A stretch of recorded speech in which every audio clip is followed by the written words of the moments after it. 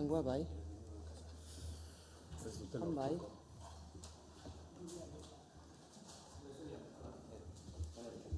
Bai, egunon. Gaurko ezoiko plenoa dugu, euskararen eguna denez, eta beraz, horren hori ospatzeko ere, euskararen egunaren inguruan ere, gai zerrendan, Andoain Udalaren adierazpen instituzionala izango da lehenengo puntua eta hasiera. Beraz, orain irakurriko dudana da adierazpen honen xehetasunak. Euskararen nazioarteguna 2018 Andoain Udalaren adierazpen instituzionala, ahoz aho, bizi-bizi. Aurten ere iritsi da abenduaren 3 Euskararen nazioarteko eguna. Pozez hartzen dugun eguna da, 40 urte atzera begiratu eta ikaragarri baita euskarak bizi berritze bidean egin duen aurreraka da. Aldi berean arduraz hartzen dugun eguna da.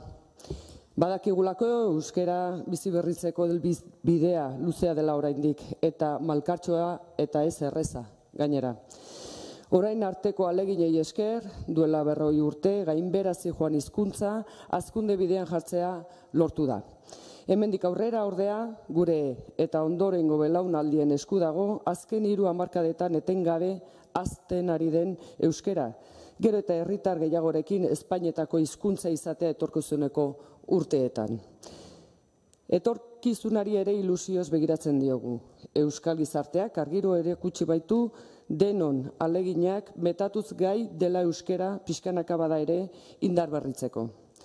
Beraz, badakigu gai garela, bide egokia urratzen asmatu behar dugu orain denon artean. Aurrera egiten jarraituko badugu, ezinbestekoa baitu bidea denon artean egitea. Bakoitzak bere neurrian. Inork ezeri uko egin beharrik gabe, baino denok elkarrekin. Gizarte honek bere buruari duela ia 40 urte jarritako helburua baita, euskara denon ondarea ez ezik, denon hizkuntza ere izatea iristea. Gizarte osoaren proiektua da euskararena. Gaur bukatu da euskaraldia. Denon bultzadaz garatu den ekimena, Andoainen ere garrantzi bete izan duen ekimena. Udalak hasieratik bultzatu du antolaketarako oinarriak jarriz eta diruz lagunduz. Zorionak eman edizkiegu Espainiak eta mila estinduz, hau bizi, edo belarriak euskararen soinuari zabal-zabal irekiz, belarri prest, parte hartu duten 2300 herritarrei. Eta biziki eskertu nahi dutugu, hilabeteotan antolaketaz arduratu den lantaldea osatu duten guztiak. Zorionak eta eskerrik asko guztiei. Orain dugun erronka da aurreratu dugun horretan atzera ez egitea. Euskaraldiaren 11 egunak urteko 375 egunetara luzatzea. Euskaraldiari esker garbi ikusi dugu euskara askotan erabiltzen dugun baino gehiago erabili dezakegula. Ia asmatzen dugun bide horretan aurrera segitzen. Datorren urtean beteko dira 40 urte euskara Euskadiko autonomia erkidegoko berezko hizkuntza ofizialtzat aitortua izan zela. Gaztelania bezala. Ate zabaleirik izen orduan. Ofizialtasunaren ateura zabaltzearen ondorioz eta urteotan zehar garatu diren politikek emandako auspoa eta markatutako bidea tarteko, gizarteak egin duen ahaleginari esker, gauzak asko aldatu dira ordutikona. Euskararen mesedetan kasurik gehienetan baita Andoainen ere. 1981ko udal erroldan jasotako datuen arabera, Andoainen 2 urte edo gehiagoko herritarren artean 136 ziren euskaldunak eta 144 euskaraz tutik ere ez zekitenak. 35 urte geroako 2016an 156 dira euskaldunak eta 126 euskaraz deus ez dakitenak. Ulertzera ere iristen ez direnak, alegia. 20 puntuko aldea dago ordutikona. Eta gainera, 2500 herritar daude euskara ulertzen dutenak. Naiz eta oraindik ez izan hitz egiteko gai. Zenbaki hauek agerian jartzen dute aukera handia dugula euskara are gehiago erabiltzeko gure eguneroko bizitzan, kalean, lanean, lagun artean eta familian. Baita udaletxean ere. Denok dugu aukera euskararen erabilaren pauso bat aurrera egiteko. Izan ere gauza asko egiten ditugu euskararen alde eta hori ez da txarra. Ondo dago hau eta hura egitea baldin eta egiten dugun horrek euskararen aldeko ilusioa eta indarra handitu eta zabaltzeko balio badu. Baina izan dezagun garbi euskararen alde egin dezakegun gauzarik eragingarriena euskara indarberritzeko behar beharrezkoa dena erabiltzea da. Erabileraren jokatzen da ez beste ezertan euskara eguneroko hizkuntza indartsuagoa izateko partida, baita Andoainen ere. Eta horregatik udalak euskararen erabilera areagotzeko konpromisoa berrindartu nahi du 2018ko euskararen nazioarteko eguna egun honetan. Eta errespetu guztiarekin herritar guztiei dei egiten die pauso bat aurrera egin dezaten. Honela adibidez, euskaraz badakitenek, hitzetik hortzera erabiliz, hitz egiten jakinez baina ulertzeko gai direnek, belarriak erne, erabilera erraz dezaten. Eta ez dakitenek gutxienez ulertzera iristeko bidea egiteari ekin diezaioten. Hori baita bidea, denon artean, ahoz-aho, bizi-bizi. Eskerrik asko.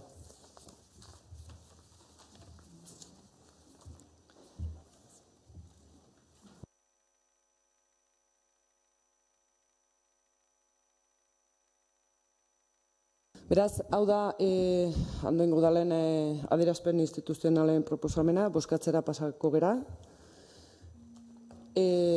Aldeko botoak.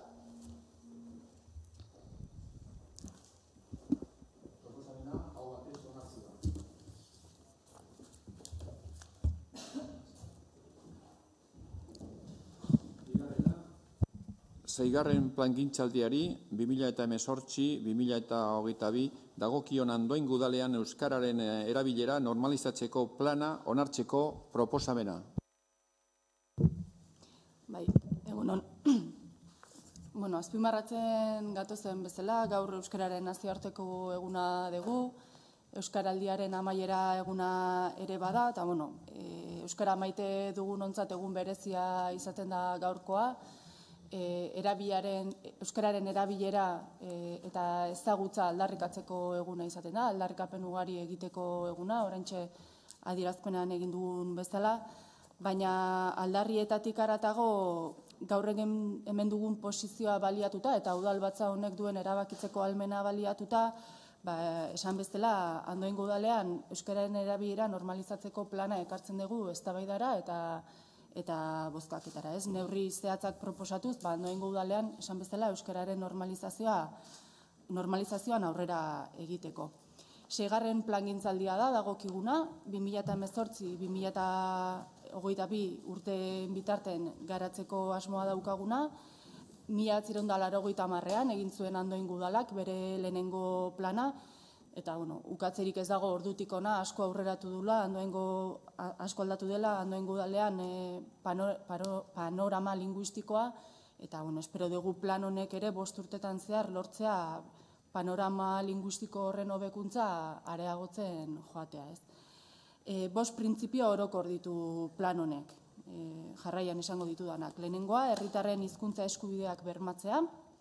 Bigarrenik, euskara zerbitzu hizkuntza ez ezik, ohiko lan hizkuntza normala izatea. Hirugarrenik, euskara eguneroko jardunean normaltasunez erabiltzen den hizkuntza izatea. Laugarrenik, ahozko lan harremanetan euskara gehiago erabiltzea, eta bukatzeko, euskararen erabilerari buruzko udal politikak zehar lerro izatea udalaren jardunean eta egituretan. Datu batzuk eman nahiko nituzke jarraitzeko, udal honetan 2016ko biztanleria eta etxe bizitza estatistikan euskararen ezagutza mailari buruz Eustatek jasotako datuen arabera, udal honein lanpostuen hizkuntza eskakiztunen derrigortasun indizea 75,6koa da. Dena den gure indize erreala hori baino altuagoa da, 77,7koa, eta hain zuzen betetze maila askoz ere altuagoa, 87,7koa. Aurrela izanik, eta 86/87 dekretuak ematen dizkigun aukerak baliatuz, gure buruari helburu potolo bat jarri diogu, eta hori helburu hori laugarren helburu mailakatua da. Helburu honen arabera udalak zehaztu dezake, sail edo azpisailetan edo nolabait esatearren, izendatu ditzakela euskarazko atal. Horrek zesan nahi du? Beren lana, sail horietako lana nagusiki euskaraz egitea dagokiela. Eta lan hizkuntza ohikoa eta normala izango dela euskararena. Beraz, udalak datozen aste eta hilabeteetan izendapen horiek egiteari ekingo dio, eta ziur gaude horrek udalaren funtzionamenduari dagokionez, hain zuzen euskarazko atal izendatzeak iraultza handia ekarriko duela hain zuzen normalizazio horren bidean. Planak oroar bi idei nagusi jasotzen ditu eta 5 helburu zehatz. Idei nagusi horiek dira euskara zerbitzu hizkuntza gisa bermatzea 100%, hori da helburu potoloa, baina horretarako bidean nahiko genuke jarri udalaren eginkizuna, eta bigarrenik, hain zuzen orain aipatu dudan euskara lan hizkuntza duten lan sail edo atal horietan langileek gutxienez 65%an bermatzea euskararen erabilera. Kuantifikatu nahi izan dugu nolabait ere lehen aipatu dudan laugarren helburu mailakatu hori, eta esan bezala 65%an proposatu dugu. Honezkero, hau betetzen dutenek, ze badira udal honetan, betetzen dutenak hori, 10 puntu gehiagotan egitea proposatzen diegu, 65%an. Eta esan bezala 5 helburu zehatz lortu nahi ditugu, batetik herritarren hizkuntza hautua bermatzea, bigarrenik udalarekiko euskarazko harremanak sustatzea, hirugarrenik gainerako herri administrazioekiko euskarazko harremanak sustatzea, laugarrenik musika eskola, kiroldegia, gazte lokala eta ludotekan erabilera plan zehatz eta konkretuak gauzatzea, eta 5. Euskara ohiko lan hizkuntza bilakatzea udalaren jardunean. Eta hau guztia nola egin nahi dugu? 10 neurri zehatzekin. 10 neurri horiek datoz udal honek 2013an onartu zituen hizkuntza ofizialak erabiltzeko irizpideen dokumentu hura edo irizpide haiek osatzera. Osatzera eta baieztatzera gehi osatzera. Ez nahi sartuko 10 neurri guztietan, luzatuko ginatekelako, baina bai aipatuko nahi nituzke gainetik. Aipatzen dugu udalaren irudia eta komunikazioari dagokionez, bai ikusentzunezkoetan, ingurune digitalean edo udal aldizkarian esaterako nola jokatu beharko luken udalak, euskararen erabilerari dagokionez, aipatzen dugu hautaketa probetan ere nola jokatu, 3. langileen prestakuntza orokorrean, 4. langileen tresna eta aplikazio informatikoetan, 5. hizkuntzazko prestakuntzan, 6. agintari politikoen gu guztion hizkuntza gaitasunean, 7. itzulpen, zuzenketa eta interpretazio irizpideak zehazten ditugu, 8. erregistroari dagozkion irizpideak ematen dira, 9. udal barruko komunikazioaz aritzen gea, bai ahoz eta idatziz egiten den komunikazio, langileen arteko komunikazio horretan, eta bukatzeko kontratazio administratiboari dagozkion irizpideak edo ematen ditugu. Hau dana aurrera eramateko bitarteko batzuk ere zehazten dira planean, antelakoetari eta organoei edo dagokionez. Planak jarraipen organo gorena izango du, plan guztietan bezala jarraipen orokorra edo egingo diona, eta planari dagozkion erabaki estrategikoak hartuko dituena, printzipioz urtean bitan elkartzea aurre ikusten dena, baina nola nahi ere planaren eguneroko jarraipen jarraituagoa, azpimarratzearren, euskararen normalizaziorako batzordeak edo enbak egingo du, gaur egun ezagutzen dugun formatoan. Eta hor aurre ikusten dugu figura bat guretzako nahiko klabea dela plan honetan, eta da bideratzaileen figura, oso figura garrantzitsutzat jotzen dugu.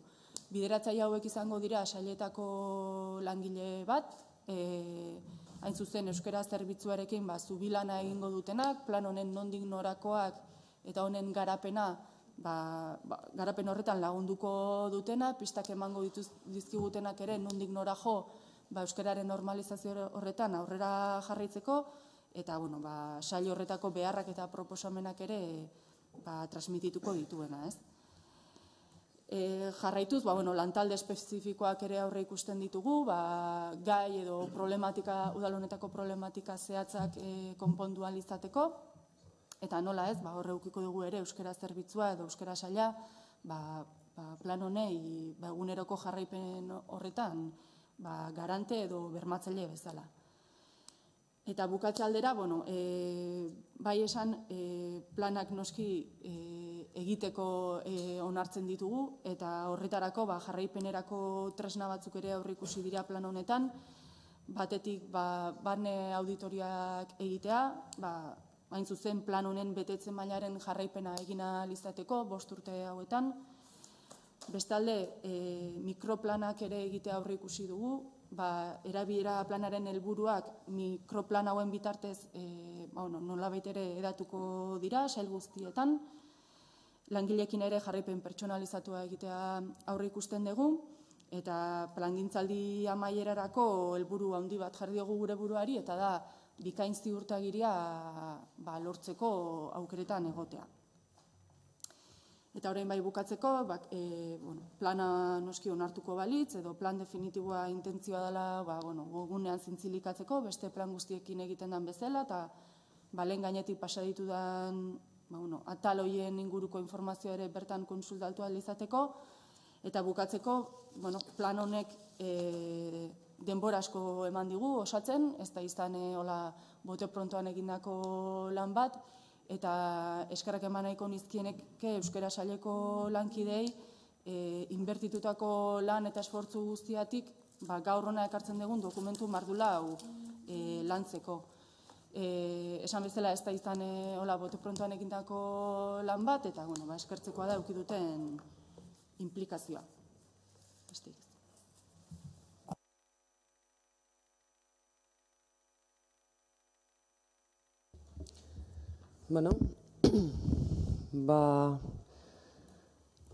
Interbentziorik ez badago, bozkatzera pasako gara. Aldeko botoak?